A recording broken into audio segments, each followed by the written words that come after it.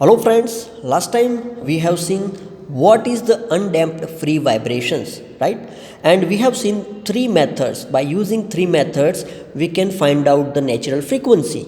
So, we have first method, that is the equilibrium method, or we can say D Alemberts principle. Okay, so D Alemberts principle, what is the D Alemberts principle? The body or system which is not in a static equilibrium. Okay, so the body or system which is not in a static equilibrium to the acceleration on it possess can be brought to the static equilibrium by introducing inertia force. So this is the main thing. Okay, so by applying the inertia force we can equilibrium the system or body. That is the law of D Alemberts. Okay, now what is inertia force? So it is m mass into acceleration, right? M into a. Now in a vibratory system, the algebraic sum of inertia force and all external force acting on the system must be equal to 0. So this is the D Alemberts principle. So here we can say the summation of inertia force as well as external force is equal to 0.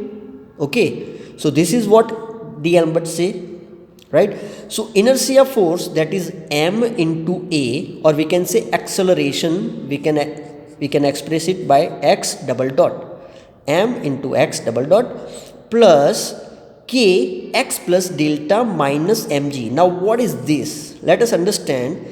This is a spring. Okay, k is given here. It is the k is the stiffness, right? So the stiffness of the spring here, it is suspended from this fixed portion.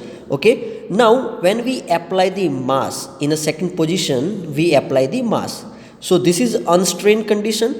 After applying the mass, it is strained position. Okay, so you can see here initial position, the end over here, and after applying the mass, end is here.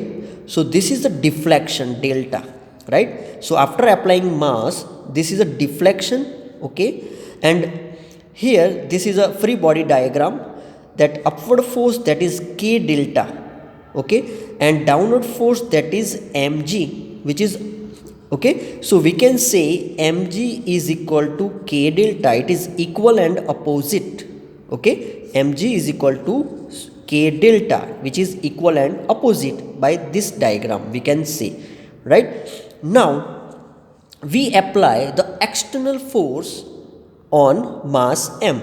Okay, so here external force, when we apply, there is a displacement over here. So this x is called the displacement. Okay, displacement given to the mass by application of initial external force from mean position. Okay, I hope you can see here, right? So x is the displacement here. X is displacement.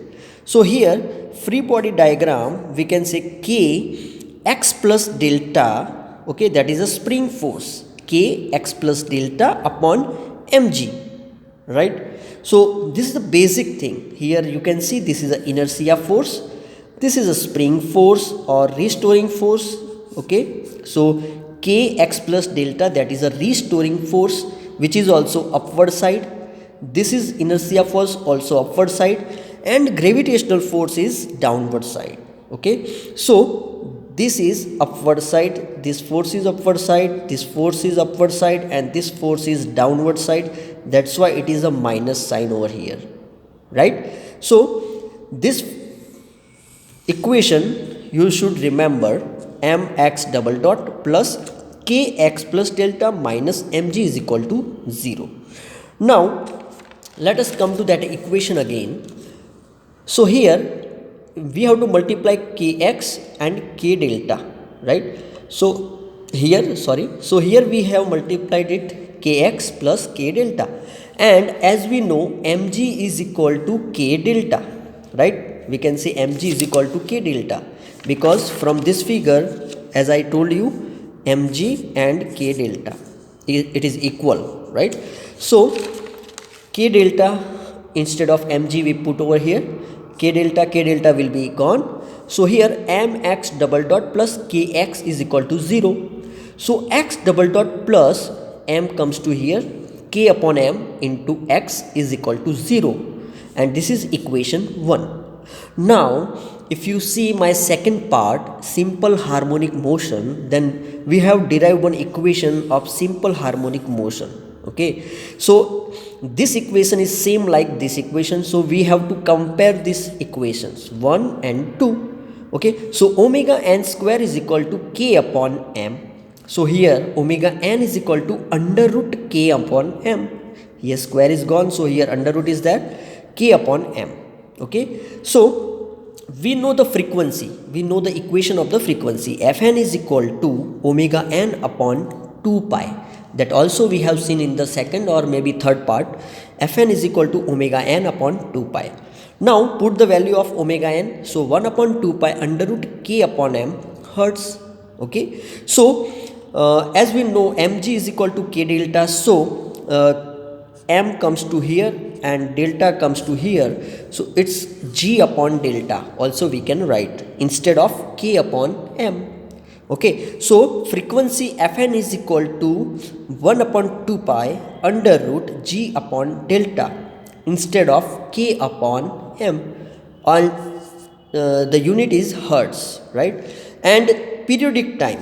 So what is the periodic time? What is the equation? 1 upon Fn. It is the reverse of frequency, right? Time required for one cycle.